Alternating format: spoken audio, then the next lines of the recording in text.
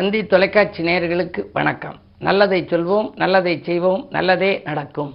இன்று 19/10/2023 வியாழக்கிழமை கேட்டை நட்சத்திரம் இரவு 8:23 வரை, பிறகு மூலம் நட்சத்திரம். இன்றைக்கு குருவாரம்.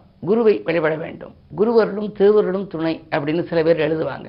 பொதுவாகவே மாதா பிதா குரு தெய்வம் அப்படின்னு சொல்ற போது முதலிலே மாதா, அடுத்து பிதா, அடுத்து குரு, அடுத்து தெய்வம். ஏன் இந்த அடிப்படையில் சொல்லியிருக்காங்க அப்படின்னா, மாதா காட்டித்தான் பிதாவை அறிமுகப்படுத்த வேண்டும், பிதா காட்டித்தான் குருவை நமக்கு அறிமுகப்படுத்த வேண்டும், குரு காட்டித்தான் தெய்வத்தை நமக்கு அறிமுகப்படுத்த வேண்டுமாம். அப்படிப்பட்ட குருவை நாம் கும்பிடுவதற்கு வந்த நாள் இந்த நாள். இன்று நான் உங்களுக்கு சொல்ல இருக்கிற நல்ல கருத்து, மனித தெய்வங்களில் மகத்துவமான தெய்வங்கள் ஏராளமானவர்கள் இருக்கிறார்கள்.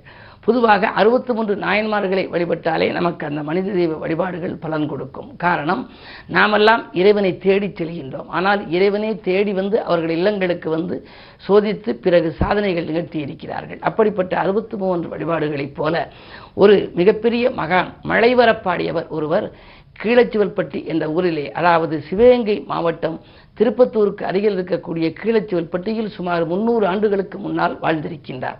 அப்படிப்பட்டவரை தமிழக கலைக்களஞ்சியம் கூட காடுவெட்டி முத்தப்பர் என்று போட்டு அவருடைய வரலாறுகளை எழுதியிருக்கின்றார்கள். அவருக்கு அங்கும் சிலை இருக்கிறது, குன்றக்குடியிலும் அந்த சிலை இருக்கின்றது. மழை வரவழைப்பதை சொல்வார்கள். மழை பேரும் மழலை பேரும் சொல்ல முடியாது என்பார்கள். மழை வருமா என்றால் வந்தாலும் வரலாம், வராவிட்டாலும் இருக்கலாம் என்பார்கள். அதே போல குழந்தை பிறப்பது கூட இப்பொழுது பிறக்கும் என்று மருத்துவர்கள் நிர்ணயிப்பார்கள். ஆனால் அது முன்னதாகவே கூட பிறந்து விடலாம். ஆகையினாலே அப்படிப்பட்ட நேரத்திலே மழையை வரவழைத்த ஒரு மகான் என்று எடுத்துக்கொண்டால் இந்த குன்றக்குடியிலே அந்த சம்பவம் நடைபெற்றதா. 300 ஆண்டுகளுக்கு முன்னாலே இந்த பகுதியெல்லாம் அந்த சிவகங்கை மாவட்டம் வறட்சியாக இருந்த பொழுது, மழை வரவில்லையே என்ற பொழுது, பாடுவார் முத்தப்பர் என்ற ஒரு மகான் அந்த இடத்திற்கு வந்திருக்கின்றார். முத்தப்பர் அவரை பார்த்து மக்கள் சொல்லி இருக்கிறார்கள், இப்பொழுது மழை வருவதற்கு ஒரு பாடல் பாடுங்கள் என்றார்களாம். உடனே அவர் வானத்தை நோக்கி பாடுகின்றார். அந்த நேரத்திலே அந்த முருகப்பெருமான், குன்றக்குடியில் உள்ள முருகப்பெருமான் அங்கே பவனி வந்து கொண்டிருக்கிறார். வெள்ளி ரதத்திலே பவனி வந்து கொண்டிருக்கின்றார். ஒரு குறிப்பிட்ட இடத்தில் வருகின்ற பொழுது அவரிடம் மக்கள் கோரிக்கையை சொல்கிறார்கள். உடனே முத்தப்பர் பாடுகிறார், அள்ளி நிதியம் கொடுக்கும் சேனாபதி வயல் சூழ், அள்ளி நிதியம் கொடுக்கும் புனல் வயல் சேனாதிபதி என் ஐயன் குன்றை வள்ளிமண வாளனுக்கு வெள்ளி மயில் செய்து வைத்த மகிமை பாரீர், வெள்ளி அறியாமல் மழை பெய்கிறதே என்ற மொழி மெய்தான், வெள்ளி புள்ளி மயிலேறி முருகன் பவனி வர கண்டு பொழிந்தவாறே அப்படின்னு ஒரு பாடல் படிக்கிறார். இந்த ஊர்வலம் வந்து கொண்டிருக்கிறது. முருகப்பெருமான் வெள்ளி ரதத்திலே பவனி வந்து கொண்டிருக்கிறார், புள்ளி மயிலேறி. அந்த நேரத்திலே இவர் மழை வர பாடினார். மழை வந்து கொண்டே இருந்ததாம். மழை அதிகமாக வந்துவிட்டது. இப்படி வறட்சியான இடம், மிக பெரிய அளவிலே மழை வந்து விட்டதே என்று சொல்லி அந்த மழை நிற்காமல் சோவென்று பெய்து கொண்டிருக்கிறதே என்று மக்கள் எல்லாம் இனி முருகப்பெருமான் கோவிலுக்குள் செல்ல வேண்டுமே என்று சொல்லி மழை நிற்க வேண்டும், ஒரு பாடல் பாடுங்கள் என்றார்களாம். உடனே அந்த முத்தப்பர் வானத்தை பார்த்து ஒரு பாடல் பாடினார். மழை நின்றது. என்ன பாடல் என்று சொன்னால், வந்து மழை பொழியும் வானே, வானத்தை பார்த்து சொல்கின்றார், வந்து மழை பொழியும் வானே, வெஞ்சூர் தடிந்த கந்த திருவிழா காலத்தில் தொந்தரையாய் நீர்த்துளியை ஊற்றிவிடல் நேர்த்தியல்ல மாற்றிவிடு, கீர்த்திமிகும் நாட்டன்மொழி கேள் என்று சொல்கின்றார். நீர்த்துளியை ஊற்றி இந்த தரையை தொந்தரையாக மாற்றாதே, நீ நில்லு என்று சொல்கின்றார். ஆஸ்கவி என்பதனாலே அவர் சொல்லியதற்கு கட்டுப்பட்டு அதோடு மழை நின்றதாம். ஆக மழை வருவதற்கும் மழை நிற்பதற்கும் பாடிய ஒரு மகான் வாழ்ந்த இடம். அந்த அவருடைய உருவச் சிலையும் ஒரு தேர் போன்ற ஒரு அமைப்பும் செய்து குன்றக்குடியிலே தேருக்கு பக்கத்திலேயே வைத்திருக்கிறார்கள். எந்த இடத்தில் அவர் பாடல் பாடினாரோ அந்த இடத்திலேயே வைத்திருக்கின்றார்கள். வாய்ப்பு இருப்பவர்களெல்லாம் அங்கு சென்று வழிபட்டு வரலாம். நடக்காத ஒரு செயல் நடத்தி காட்டிய பெருமை முத்தப்பருக்கு உண்டு என்பதனாலே நம் வாழ்க்கையில் எது நீங்கள் நடக்காது என்று நினைத்தாலும் கவலைப்பட வேண்டாம். அது நடக்க வேண்டும், நம் வாழ்க்கை நல்ல முறையில் அமைய வேண்டும் என்று நீங்கள் அங்கு சென்று வேண்டிக் கொண்டு முருகப்பெருமானையும் வழிபட்டு வந்தால் உங்கள் வாழ்க்கை முத்தான வாழ்க்கையாக அமையும் என்ற கருத்தை தெரிவித்து இனி இன்றைய ராசி பலன்களை இப்பொழுது உங்களுக்கு வழங்கப் போகின்றேன். மேசராசி நேயர்களே, யோசித்தும் பூசித்தும் செயல்பட வேண்டிய நாள் இன்று. காரணம், உங்கள் ராசியிலேயே உங்கள் ராசிக்கு அஷ்டமத்தில் சந்திரன் என்று வந்திருக்கிறார். சந்திராஷ்டமம். சந்திராஷ்டமம் என்று சொன்னாலே உழைப்புக்கேற்ற பலன் கிடைக்காது. அது மட்டுமல்ல, நீங்கள் யாருக்கு நன்மை செய்தாலும் அது தீமையாக தெரியும். எதையுமே ஒரு முறைக்கு பல முறை சிந்தித்து செய்ய வேண்டும். பணப்பொறுப்பு யாருக்கேனும் சொன்னால் அதனால் பதற்றமும் வரலாம், பிரச்சனைகளும் உருவாகலாம். எனவே மிக மிக மிக கவனத்தோடு செயல்பட வேண்டிய நாள் இன்று. ரிஷபராசி நேயர்களே, உங்களுக்கெல்லாம் எடுத்த காரியத்தை எளிதில் முடிக்கின்ற நாள் இந்த நாள். இல்லம் தேடி அதிகாலையிலேயே நல்ல தகவல் வரப்போகிறது. உங்களுடைய ராசிநாதன் சுக்கிரன் சுகஸ்தானத்தில் இருப்பதால் ஆரோக்கியம் சீராகி ஆனந்தப்படுத்தும். அதிகாரிகள் உங்களுக்கு நல்ல முக்கியத்துவம் கொடுப்பார்கள். உத்தியோகத்தில் கூட உங்களுக்கு மேலதிகாரிகள் முக்கியத்துவம் கொடுப்பார்கள். உங்கள் கை ஓங்கும். அது மட்டுமல்ல, லாபஸ்தானத்திலே ராகு இருப்பதால் பொருளாதாரம் சீராகும். இந்த நாள் மிகச் சிறப்பான நாள். மிதுனராசி நேயர்களே, உங்களுக்கெல்லாம் சொல் யுத்தத்தை தவிர்த்து சுகம் காண வேண்டிய நாள். அதாவது வாக்குவாதங்களை நீங்கள் தவிர்க்க வேண்டும். அஷ்டமத்தில் சனி இருக்கின்ற பொழுது எதிர்பாராத விதத்தில் திடீரென்று வாக்குவாதங்கள் வரலாம். உறவினர் பகை உருவாகாமல் பார்த்துக் கொள்ளுங்கள். உள்ளத்தில் ஒன்றும் உதட்டில் ஒன்றும் வைத்து பேசுபவர்கள் உங்களோடு இருக்கலாம். நீங்கள் கவனத்தோடு இருக்க வேண்டும். காரியத்தடை அதிகரிக்கிறது என்று கவலைப்பட வேண்டாம். எந்த காரியத்தடை இருந்தாலும் கூட இதுபோன்ற வியாழக்கிழமைகளில் நீங்கள் குருவை வழிபடுவது நல்லது. வழிபாட்டின் மூலம் வளர்ச்சியை கூட்டிக் கொள்ள வேண்டிய நாள் இந்த நாள். கடகராசி நேயர்களே, உங்களுக்கெல்லாம் துன்பங்கள் தூளாகும் நாள். தொட்ட காரியங்கள் எல்லாம் உங்களுக்கு வெற்றி கிடைக்கப் போகின்றது. இன்று 7லே சனி இருக்கிறாரே என்று எல்லளவும் நீங்கள் கவலைப்பட வேண்டியது இல்லை. சனி வக்கரமாகி இருக்கின்றார். எனவே வலிமை இழந்திருக்கின்ற பொழுது வாழ்க்கை துணை வழியேயும் உங்களுக்கு நல்ல பலன்கள் கிடைக்கும். கூட இருப்பவர்களாலும் நன்மைகள் கிடைக்கும். அதிகார பதவியில் உள்ளவர்களின் அறிமுகத்தால் நீங்கள் ஒரு சில நல்ல காரியங்களை செய்யப் போகின்றீர்கள். பணவரவு திருப்திகரமாக இருக்கிறது. தொழில் முன்னேற்றம் உண்டு. எதிலும் நீங்கள் இன்று கவலைப்பட வேண்டியது இல்லை. ஆயினும் இன்று குரு 10ல் இருப்பதனாலே உத்தியோகத்தில் உள்ளவர்கள் தங்களுடைய முன்னேற்றத்தை அருகில் இருப்பவர்களிடம் தெரிவிக்க வேண்டாம். சிம்மராசி நேயர்களே, உங்களுக்கு ஜென்மத்திலே சுக்கிரன் ஆடை ஆபரண சேர்க்கை உண்டு. அதிகார வர்க்கத்தின் ஆதரவு உங்களுக்கு கிடைக்கும். மேலதிகாரிகள் இணக்கமாக நடந்து கொள்வார்கள். உதவிகள் கேட்ட இடத்தில் உங்களுக்கு கிடைக்கலாம்.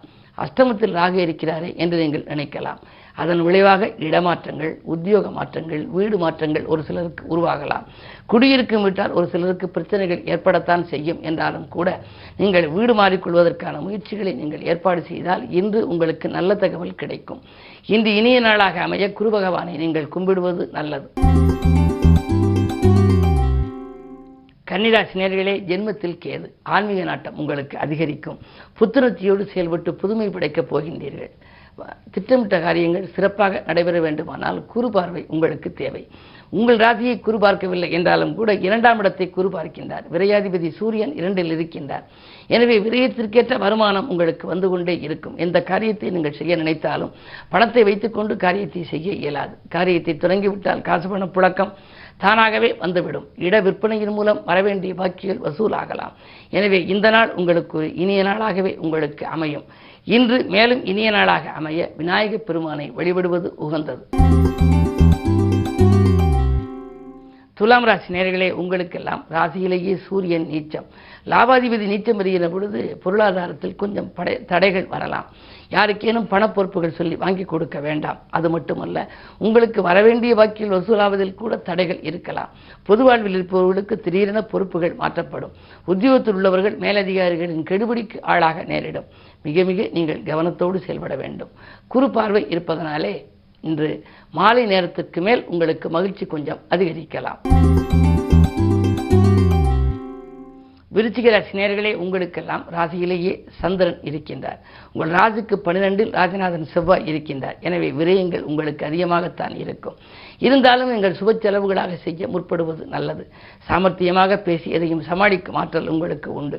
அதே நேரத்தில் உங்களுக்கு 6லே குரு இருப்பதனாலே சகட யோகம் என்பது போல ஒரு யோகம் உண்டு. ஒரு தொகை செலவழிந்த பின்னர் அடுத்த தொகை தானாகவே வந்து சேரும். எனவே உடன் இருப்பவர்கள் நண்பர்கள் மூலம் உங்களுக்கு நல்ல தகவல் கிடைக்கலாம். வாங்கல் கொடுக்கல்கள் சரளமாகவே இருக்கும். பஞ்சமஸ்தானத்தில் ராகு இருப்பதால் பிள்ளைகள் வெளியில் அவருடைய எதிர்கால நலன் கருதி நீங்கள் எடுத்த முயற்சிகளிலும் உங்களுக்கு வெற்றி கிடைக்கும் நாளாக இந்த நாள் அமையப் போகின்றது. தனுசு ராசி நேயர்களே, உங்களுக்கெல்லாம் தொழிலை விரிவுபடுத்தும் எண்ணம் மேலோங்கும் நாள். தொகை கேட்ட இடத்தில் கிடைக்கும். 10லே கேது இருக்கின்றார். 10ல் கேது இருக்கின்ற பொழுது உங்களுக்கு புதிய தொழில் தொடங்கக்கூடிய ஒரு ஆர்வம் உண்டாகிவிடும். எனவே பழைய தொழிலை பைசல் செய்துவிட்டு புதிய தொழில் தொடங்கலாமா என்று சிந்திப்பீர்கள். சரி, உத்தியோகத்தில் இருப்பவர்களாக இருந்தால் எத்தனை நாளைக்குத்தான் வேலைக்கு இருப்பது, இந்த தொகை நமக்கு போதுமானதாக கிடைக்கவில்லையே, வேறு வேலைக்கு மாறலாமா என்றெல்லாம் நினைப்பீர்கள். உங்கள் எண்ணங்கள் எல்லாம் ஈடேறும் விதத்திலேயே இன்று கிரக நிலை இருப்பதனாலே நீங்கள் கவலைப்பட தேவையில்லை. மகர ராசி நேயர்களே, உங்களுக்கெல்லாம் சனி ஆதிக்கம் இருக்கிறது. ஜென்மச்சனியாக இருக்கின்ற பொழுது தேக நலனில் அக்கறை அதிகம் செலுத்த வேண்டும். தெய்வீக நாட்டம் உங்களுக்கு அதிகரிக்கும். சுக்கிரன் மறைந்திருப்பதனாலே மறைந்த சுக்கிரனால் நிறைந்த தனலாபம் உங்களுக்கு உண்டு. வரவேண்டிய பாக்கியில் இன்று வசூலாகலாம். முன்னேற்ற பாதையில் இருந்த முட்டுக்கட்டைகள் கொஞ்சம் கொஞ்சமாக விலகும். அர்த்தாஷ்டம குருவாக இருப்பதால் ஆரோக்கியத்தில் மட்டும் சிறு சிறு தொல்லைகள், அதிலும் ஜீரண கருவிகள் பழுதாகுதல், ஜீரண தொல்லைகள் வரலாம். கவனம் தேவை. கும்பராசி நேயர்களே, 2 ராகு 8 கேது. எனவே பொருளாதாரத்தில் நிறைவு ஏற்பட்டாலும் கூட திட்டமிட்ட காரியங்கள் ஒரு சில நடைபெறாமல் போகலாம். யாருக்கேனும் முன்ஜாமீன் சொல்வதை தவித்துக் கொள்வது நல்லது. அதாவது பிறருக்கு பொறுப்பு சொல்வதை தவித்துக் கொள்வது நல்லது. அதிகார பதவியில் உள்ளவர்களுடைய உதவி கிடைக்குமா என்றால் அது கிடைப்பதும் அரிது. 7 சுக்கிரன் இருப்பதனாலே வாழ்க்கை சக்கரம் ஓடுகிறதே தவிர மனநிம்மதி இல்லையே என்று கவலைப்படுவீர்கள். அதே நேரத்தில் 3ஆம் இடத்திலே குரு இருக்கின்றார். அது கொஞ்சம் வலிமை இழந்திருப்பதனாலே உடன்பிறப்புகள் வழியில் ஒரு சில சிக்கல்கள் வரலாம். கவனம் தேவை. அவர்களுக்கு உடன்பிறப்புகள் வழியில் ஏதேனும் நீங்கள் தொழில்கள் செய்திருந்தால் அது சரி செய்து கொள்வது நல்லது. மீனராசினியர்களே, உங்களுக்கு இன்று மிகச்சிறந்த நாள். தொழில் பங்குதாரர்களால் ஏற்பட்ட தொல்லை அகலும். தொகை வந்த வண்ணமாகவே இருக்கும். கேட்ட இடத்தில் உதவிகளும் உங்களுக்கு கிடைக்கலாம். கூடுதல் பணிபுரிந்து உத்தியோகத்தில் பாராட்டுகளை பெறுவீர்கள். மேலதிகாரிகளின் பாராட்டுகளால் மகிழ்ச்சியும் உங்களுக்கு அதிகரிக்கலாம். இடமாற்றங்கள், நாடு மாற்றங்கள் வரலாம். சக ஊழியர்களுக்கு வெளிநாட்டு வாய்ப்பு கிடைக்கிறதே, நமக்கு கொடுக்கவில்லையே என்று கவலைப்பட்டவர்களுக்கு இன்று ஒரு நல்ல தகவல் கிடைக்கப் போகின்றது. மேலும் விவரங்கள் அறிய தினத்தந்தி படியுங்கள்.